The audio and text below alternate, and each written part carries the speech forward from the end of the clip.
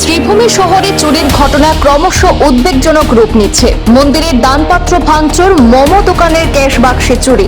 একই দিনে শহরের দুই পৃথক স্থানে চুরির ঘটনা সংঘটিত হয়, আর উভয় ঘটনায় ধরা পড়েছে সিসিটিভি ক্যামেরায়।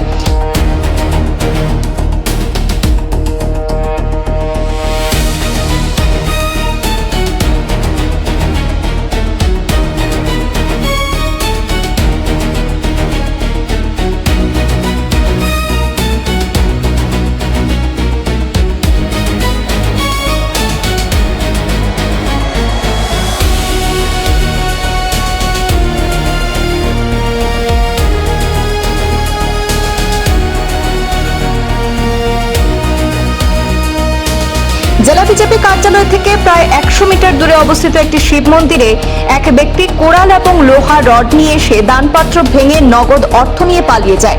সিসিটিভি ফুটেজে দেখা গেছে, এই ঘটনার আগে যে মন্দিরে আসা এক মহিলার সঙ্গে স্বাভাবিকভাবে কথাও বলেছিল সে। অন্যদিকে শম্ভুসাগর পার্ক সংলগ্ন একটি মোমো দোকানেও চুরির ঘটনা সংঘটিত হয়েছে। ভোরবেলায় দোকানের কাউন্টারে ঢুকে ক্যাশ বাক্স ভেঙে অর্থ নিয়ে পালিয়ে যায় চোর। এই ঘটনাটিও দোকানের সিসিটিভিতে স্পষ্টভাবে ধরা পড়েছে।